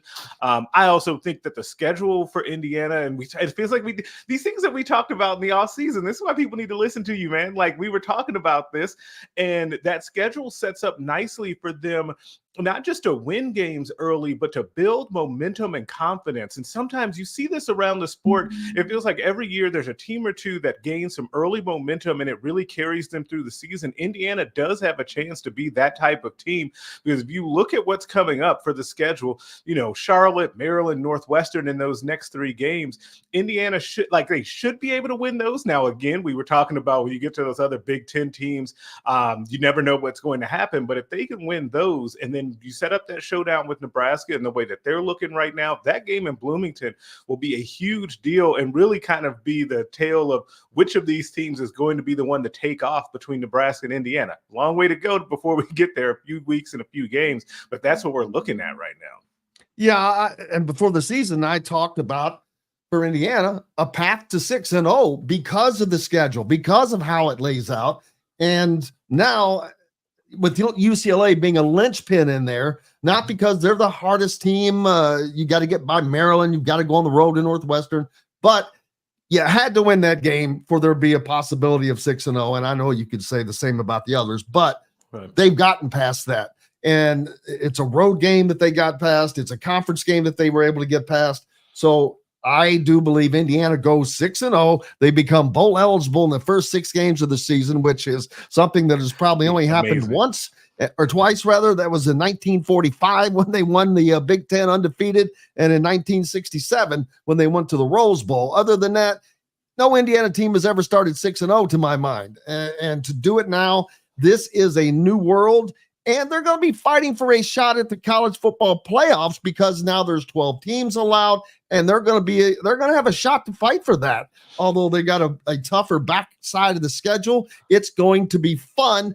And this is what college football should be about, is talking about teams like Indiana and the possibility of them making it to the college football playoffs. You could not be more correct here. This is why I was so excited about expanding this playoff, right? Is that now it's not that we're just talking about the same, 4 or 5 teams making it in and how they're, if Alabama and Clemson are going to be fighting it out, and then we know that Georgia's going to take one of those spots, and then Ohio State. Like now, when you open up this thing a little bit, you allow for these types of situations where someone like an Indiana is going to make a run, especially if you can do it in a conference like the Big Ten, right? You can end up being in a situation where even if you drop a couple of games, you're still going to be in the mix for that college football playoff. And I think that makes it so much more fun. It keeps so many more fan bases engaged in the season.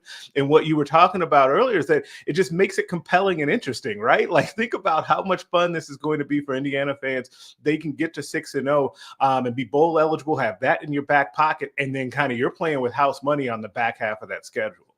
Now, a lot of people get excited because they think ahead and they're thinking of a potential undefeated Indiana team at 6-0, which I do think is going to happen. And Nebraska potentially being 6-0. I've got to look at their schedule to see how tough that's going to be. They'll be 6-0 at that point, probably too.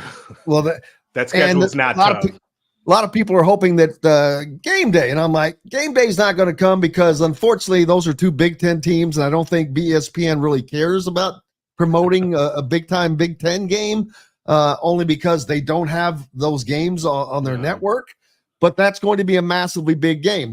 Fox will bring their big show. Big noon kickoff. I could definitely see being there. Yeah, absolutely. Big noon kickoff. And that's actually something that I'm glad you brought that up about kind of the ESPN and game day and all of that. Like, I do think that that's going to be something worth watching. I think that fans are starting to catch on to that already, right? And I think that people are starting to complain about that.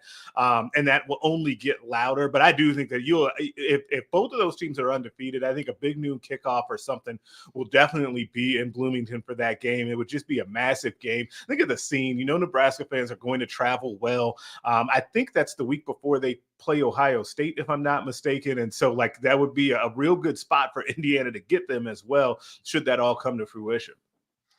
And speak of which, they play Ohio State the following week. Let's see. They're going to be wanting to fight for a playoff spot as well. Nebraska, they're going to be Ohio State, Oregon, USC, Indiana, Nebraska. Those are the crazy. I know it sounds crazy to include Indiana, but those 5 teams to me are probably going to be all fighting for a college football spot. Indiana plays Ohio State, Nebraska plays Ohio State, Oregon plays Ohio State. It's just going to be wild to see how these play out, but Indiana might have the easiest path. Not that it's an easier path. They play Nebraska, they get them at home. They get Michigan at home. They have to travel to play Ohio State. Even if you give that up as a loss, if Indiana could manage to go 11-1, which is nuts, I know, but that possibility is for real, because I said this earlier, out of the 9 remaining games Indiana has, I think they're going to be favored in 8 of those. I think, and it'll be close. I think 7 or 8. I think that you end up in a situation, though, where, it changes so fast. Because now all of a sudden, when you were like in the preseason, when we're saying, Ohio State, oh, you chalk that one up as a loss. Michigan, you chalk that one up as a loss. Well, now with Michigan's quarterback situation, all bets are off. They could lose 5 or 6 games. I really think that they're in trouble this year. And I think that them not going into the portal for a quarterback and not seemingly picking the right quarterback at any turn over the last few years in their recruiting classes is really going to catch up to them. As good as that defense is, and it is really good, there's only so much that they can do. You've seen that before. The defense will wear down over time, even though they're very good. So that game becomes a lot more manageable for Indiana. And the fact that that's at home, right? It's in Bloomington. And so that helps a lot too. Things just change so fast. And it's just an exciting time for Indiana. And then again, this is just year 1 under the new coaching staff as they kind of get things off the ground. It should make you very excited for the long-term outlook under Kirk Cignetti and the rest of this staff. Exactly, because you can look quickly at teams like UCLA that had to make the change with coach and all of that. You look at Michigan, and they had big change. And what is happening to those programs? And for Indiana, it has worked out superbly. They're going from being a 3-9 team to whatever they're going to end up this year, but they're going to be a winner without question. And how this has affected programs, the portal. If you don't, I mentioned this earlier, teams like Wisconsin probably are not using the portal as much as other programs are, but it's coming back to haunt them. Wisconsin is traditionally a power program. Luke Fickell's been there for a few years now, but there is absolutely zero upward trajectory with that program. No, it's a tough one. And that one is one that it's interesting because around here, as you guys know, I live in Nebraska. And so like Luke Fickell and Wisconsin are always so closely linked in people's minds around here to Matt Rule in Nebraska because they were hired in the same year. There are a lot of people around here that initially really wanted Luke Fickell. And now you kind of see kind of the trajectory of those programs. And this is in part what's happening to Wisconsin is actually, I think, what happened to Nebraska years ago. When you have an established identity as a program, and Wisconsin had one. They were going to play really good defense. They were going to run the football effectively. They were going to pound you into the ground, right? And then you come in and you totally change all of that. They could say as much as they want that the air raid system that Phil Longo was going to run was more about, balance, but it is still an air raid system. And those running backs and offensive linemen kind of got marginalized. And now they've gotten away from what they traditionally do. And they've missed on the guys that they have brought in the portal. And so I think that they're in a real interesting situation. And it just feels like a culture shock. And we've seen that at other places around college football. Yeah. And then we've got Nebraska, a team that since they joined the Big Ten, people have waited for them to become Nebraska again, and they finally get the right coach. They get the right guy in Matt Rule, and he is laying down the rule, baby, because it's working in Nebraska. They are coming back to being a tough team. They're going to be one of the 5 teams I see out of the Big Ten that fights for a college football playoff spot. And they've got it going on. They've got their 400th sellout coming up, I think, this weekend. It is on Friday, yeah. And who do they play? Illinois. Who's also ranked. That's the other surprise team of the conference. And that's going to be you're talking about a rock fight. That game, it has a real 17-10 old school Big Ten feeling to it, which is kind of fun to see, right? As everything goes to the spread now, I think that'll be a fun game to watch if you like defensive football. But I think you're absolutely right about what Matt Rule has going on here. And that's before you even mentioned the quarterback. We talked about this in the preseason as well, is that we thought that Dylan Raiola would come in and be everything that they hoped he would be, and he has been. He's managed the game. He's made plays when he has to. And though they've got some other really talented, dynamic freshmen as well around him and other playmakers. We talk about the portal that they've hit. Nebraska didn't go hard into the portal. I think only 10 guys or less this past year, but all of those guys are contributing and playing, most of them starting. I think that Matt Rule really has that thing cranked up kind of at the right time. They're hitting their stride, but they're going to have a tough test this weekend, even though it's a weird Friday night game, and so it's the 400 sellout, but I'm curious to see what that crowd is like. But a ranked opponent, it should be a fun time. Looking forward to it. Just looking forward to this season now, as we've seen it come forward.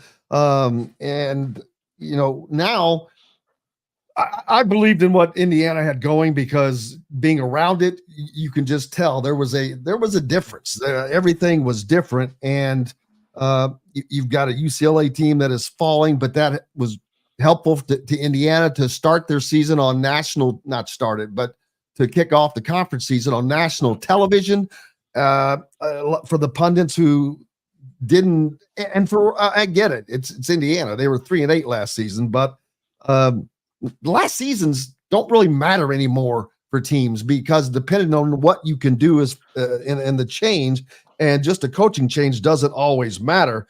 But Nebraska may have a tougher way to get to that college football playoff shot, because they play some tough teams as well. I think Indiana, from a scheduling standpoint, has it easier, if there is such a thing in the Big Ten, fortunately for them. But Ohio State, probably without question. Penn State is a big question mark. I still don't know what they're really – I don't know who they are. I don't ever know what to make of Penn State because I feel like we're saying the same thing every single year. Penn State has a very good defense. They have some good running backs, and then their wide receiver play is bad, and their quarterback play is just kind of suspect. It's all over the map, right? There are times where Drew Aller looks all world and looks like he's a future draft pick, and there are times where it looks like he shouldn't be the starter. And then that's before you get to the James Franklin factor, which is where there are always times in a season where he's going to make some decisions that you just don't understand what's happening out there, kind of in-game management. And so they're an interesting team where you could see them making a run. And I think we saw there was a comment that popped up here that said that Penn State could be in the mix as well. And they could be, but then they could totally fall on their face and not be as well. Like I never quite know what to make of Penn State. But as I said, it feels like we're in kind of the same boat with them and them struggling to kind of take that next step as a program, which is why I think that there's always this kind of lukewarm feeling around there about James Franklin overall. Yeah, all three, Ohio State, USC, Penn State had byes this week, so none of those guys were in action. It was the rest of the league that was getting at it. Now Indiana in action again this week, just filling out their non-con schedule with Charlotte.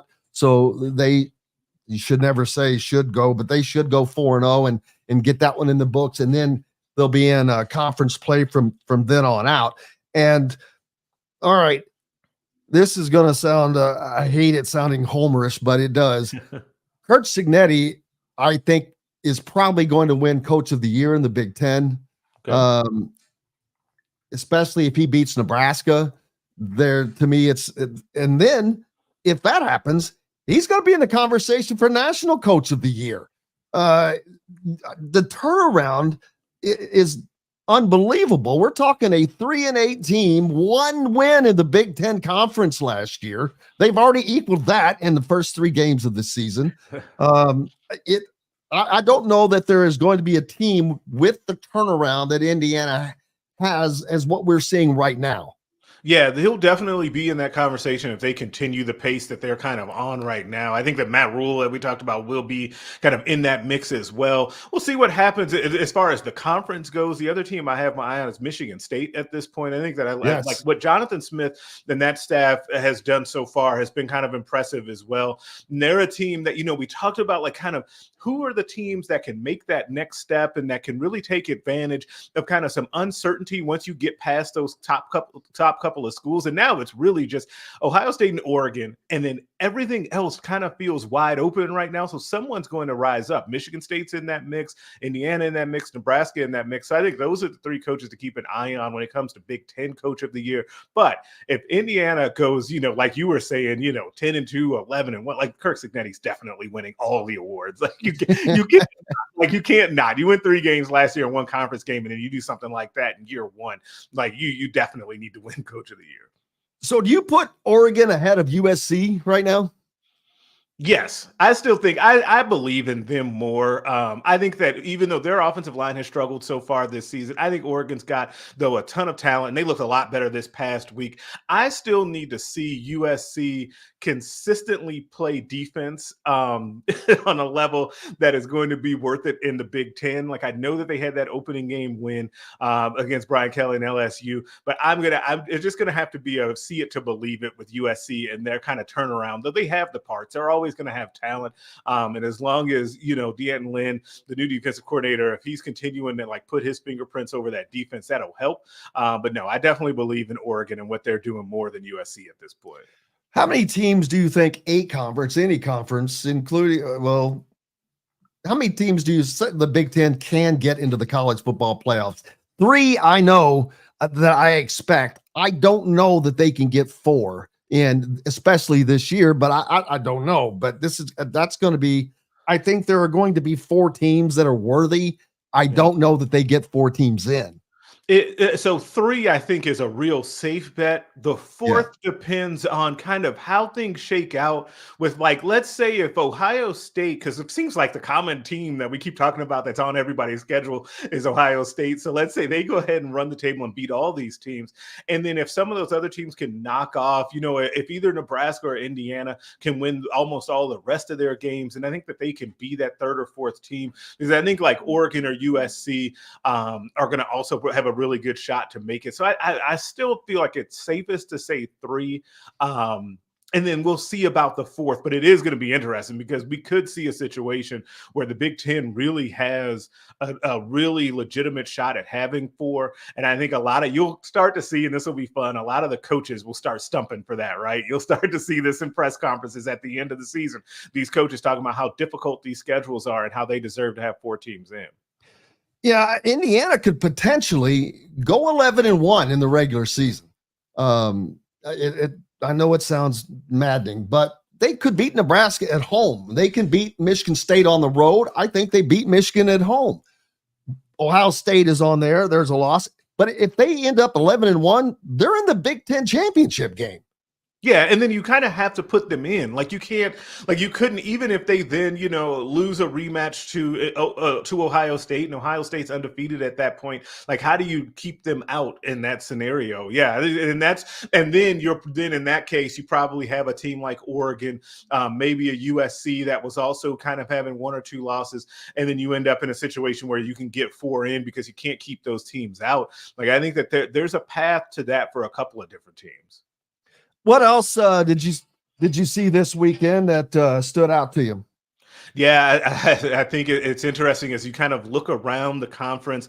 I think that, like I mentioned before, Michigan State and their kind of situation, I think that they're not on a playoff trajectory necessarily, but a bowl game for them, I think would be a huge step forward. I think that the team that we're not talking about is Illinois, and what Brett Bielema has done with those guys out there. He's got them surprising. Ranked. And it's interesting. They do it in a way that it's kind of boring and it's kind of like it's old school, but they just play good hard-nosed ball, and that's going to keep them in a lot of games. You're going to look up, and even the games that they lose, they're not going to get blown out. They're going to be competitive in a lot of games. I think that that's the team that no one is talking about, that I think that has really caught my attention, and that's why I think people are really looking forward to this Friday night game with Nebraska and Illinois, as that'll tell us a lot about both of those teams. I've already seen both coaches say, both of our teams feel like we're tough teams. We're going to really find out about ourselves on Friday night. And it's such an important game because losses matter, of course, but this is an opportunity not just to get a win, but to get a big win. Whoever wins that game, that's a big win. Yeah, absolutely. Like anytime you start stacking up ranked wins, we're talking about playoff resumes down the road, right? When you can go look back and say, hey, we got a ranked win over a Big Ten opponent, like that'll be a big deal and something that's really nice, feather in the cap on the resume. Nationally, what's the national picture look like right now? Yeah, I think it's interesting as, you saw Georgia have that scare last week against Kentucky, even though it's been really weird. Kentucky has always kind of played them very tough as we've kind of gone through kind of the Kirby Smart era, but they survived that game and they'll keep that going. Like I said, we saw Oregon kind of bounce back in fashion. On the other end of the spectrum, what is going on down in Florida, right? Like we've got a situation where, both the Northern Florida teams, Florida and Florida State, are they going to have to fire those coaches? I don't know if you can with Mike Norvell. I think he's due $72 million because they just signed that big extension. And I guess Bama feels like they dodged a bullet because, they wanted Mike Norvell at first and then ended up landing on Kalen DeBoer, and he's done a fantastic job getting that big win out at Wisconsin. But yeah, Florida State and what's happening with them, keep an eye on those jobs because especially that Florida situation, I think that there are going to be a lot of coaches that take a long look at that, but it's going to be interesting to see because Florida is a team that you can win there, but if there's a lot of unrealistic expectations, and I'm not sure that you have like kind of the NIL support there that you enjoy at some other schools. Not only that, Florida obviously produces a ton of talent, especially skilled talent, but because of the transfer portal, these guys are going anywhere. They'll go anywhere. They don't care. They'll go. A Florida guy will go to Nebraska or Indiana. I mean, it was just a couple of years ago, Indiana had the most Florida players in the Big Ten. So that it's nothing like that matters anymore. Florida and Florida State are just going to have to recruit like everybody else recruits now, forgetting about where they are located.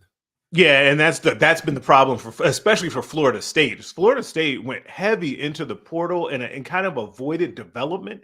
And it's weird because you would think being in Florida, the one thing that you could do, you talk about all the talent that's produced down there. There's a lot of overlooked talent, even as over recruited as that state is. There's a lot of under the radar talent that you can bring in and kind of develop and really fill out the back end of your roster. And Florida State has not done that. They also just happen to miss at big time at the most important position in the sport.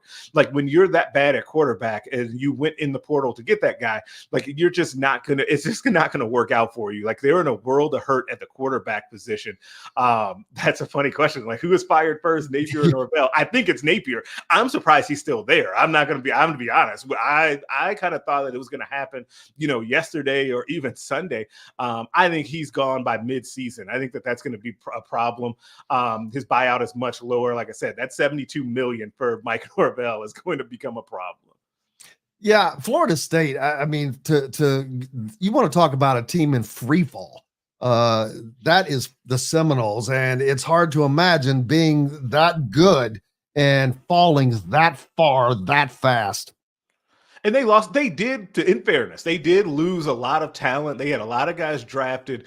They didn't replace those guys well. Like they just haven't developed players. And they go hard. Like I said, they go hard in the portal. They missed a bunch and just haven't done a good job with that. Florida has tried to take the longer path to get there, and they have recruited well, but it just hasn't worked out. I still think they need to play DJ Lagway, and that's the best situation for Billy Napier to say, hey, look at this quarterback I brought in and we're bringing along. Give us another year to let all these young players develop. But I don't know if that's going to work out for them because they've got probably 6 more losses coming on that schedule.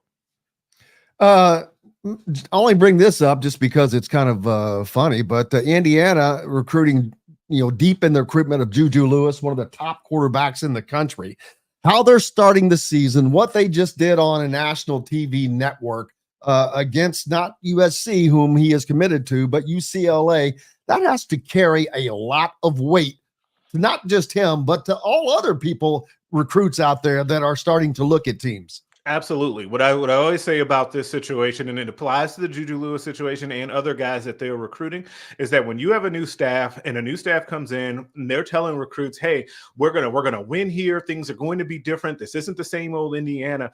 The best thing that you can do is go out and do what they did this past week, what they're doing right now on the field and how they're starting this season. And if you can start 6-0, that will carry a lot of weight because then all of a sudden those guys say, okay, they're telling the truth, right? This is a staff that knows what they're doing. They can develop a team.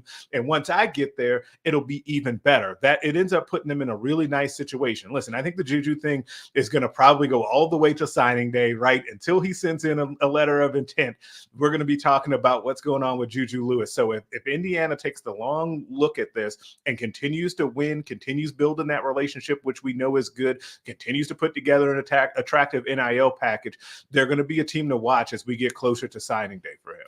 And early before the season started, when I told you that Indiana is deep in his recruitment, and I mean down to he's one of 2, or Indiana's one of 2. I know it sounded crazy then. How much less crazy does it sound and look today? It looks less crazy now. It is still the problem is that he is committed to a team that is just perfect for him, a team and a coach that is perfect for him and his situation, right? Being kind of a like elite level processor and like, I don't want to game manager. If I say he's an elite game manager, it sounds bad, but you know what I mean? Like he will be great at distributing the football to weapons on the outside. Hey, Peyton Manning was a great game manager. Right. And so if it stays at USC, that it's a great situation. And so that's the real problem, is that you're trying to flip him from that. Not necessarily that it's crazy about Indiana, because he's got a great relationship with that staff. And Indiana, I think, is a team on the rise. The problem becomes is what you're trying to flip him away from. But we talk about this on a yearly basis. You never know about the coaching carousel. Does Lincoln Riley end up being a guy that wants to go to the NFL? Keep an eye on that. Like, what happens there? Crazier things have happened. So you absolutely have to keep contact with Juju and continue building that relationship, because you just never know. What's up next for you, sir? Yeah, I think I'll be local this week. As I said, we got a lot of, we got that Friday night game in Lincoln. And so I'm going to check out some local high schools and kind of see some of the talent that's emerging around here. I'll be out in Missouri in a couple of weeks to see Jackson Cantwell, the #1 offensive tackle for the 2026 class. That's coming off of, I've been busy on the road. I've seen the #1 and #2 players in the country in the last couple of weeks, in Tavian St. Clair and Bryce Underwood, both fantastic talents, but very different quarterbacks, but both fantastic talents. So getting back out on that road and seeing top prospects.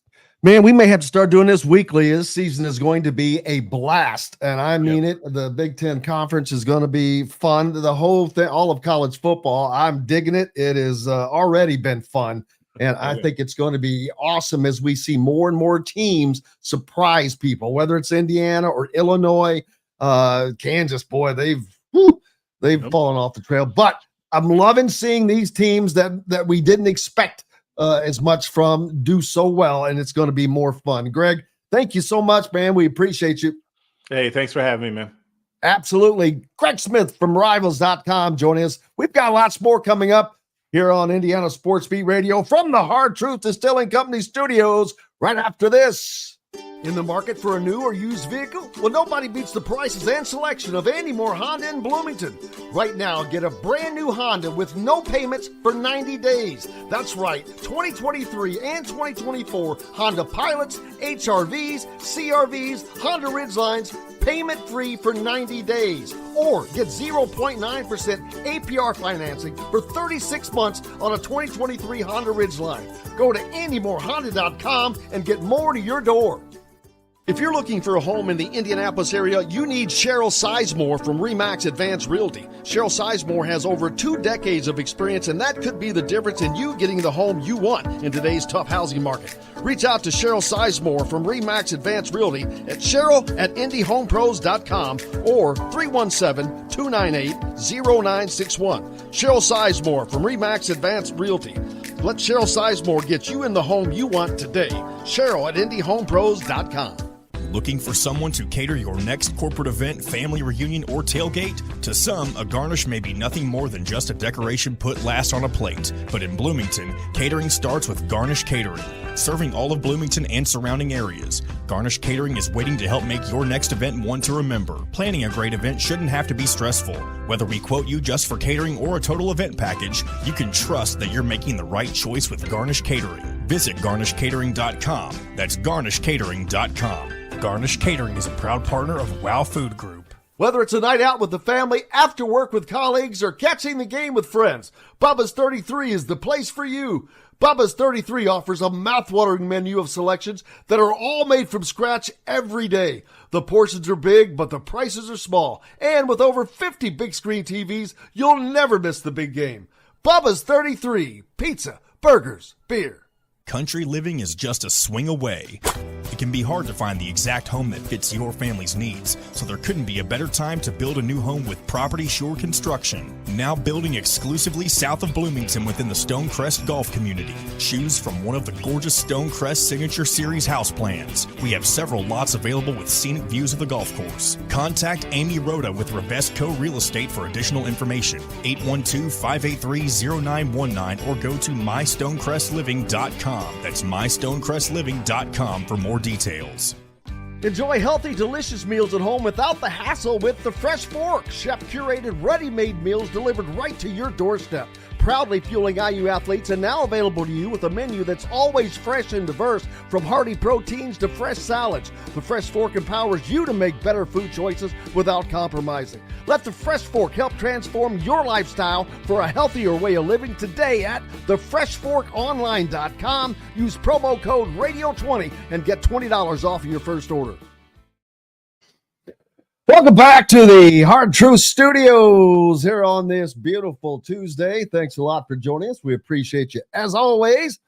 Jim Coyle with you here on this fine Tuesday, heading towards week 4 of the college football season. Very excited for that and looking forward to the new week of games. Can't wait. And also looking over my college pick'em from this past weekend.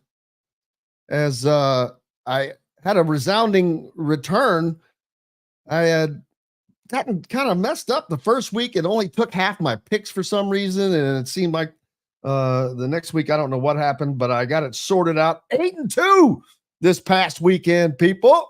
So got that going for me, which is nice. So I enjoy knocking those down. The only one I missed was who was it? Freaking Purdue. I gave them some life to go in and hold Notre Dame, but yeah, it didn't happen. And that's my own fault. So what are you going to do? And that in Utah, I picked the right winner, but they didn't score quite enough points for me. So unfortunately, but what are you going to do on there? I wonder who's leading who's leading our group, by the way. I'm in eighth. Wow. I'm in 8th place already. Mr. Jay Bowers, 22-8, sitting at the top. Am I really in 8th? I'm going to flip a gourd if that, but Mr. Bowers, Sawyer, 20-10, B. Stewart, 19-11. But yeah, we've got some new ones coming up this weekend. We'll see how we knock it along through there. Cannot wait as this season progresses. Tomorrow, we're back at it. Dylan Sin from the Fort Wayne Journal-Gazette will join us. Kyle Neddenripp from the Indy Star will get you caught up on what happened over the weekend in high school football in the state of Indiana. And then Rick Bozich, as we will talk about all things sports across the country. Most importantly, man, a big thanks to each and every one of you today. Love to see everybody showing up. And Skylar, hope you're feeling better as well. But man, it was a fun day. Big thanks to Greg Smith from Rivals.com, and as well as Mike DeCourcy from the Sporting News for joining us here on the program today. That's going to wrap it up. We'll be back tomorrow to do it again. Until then, I'm Jim Coyle, and I will see you on the radio. Thanks for listening to Indiana Sports Beat Radio. Be sure to subscribe to our YouTube page for more clips and team coverage of Indiana basketball, football, and more. You can also find full episodes and tons of other content on thehoosier.com. We'll see you next time for another edition of Indiana Sports Beat Radio.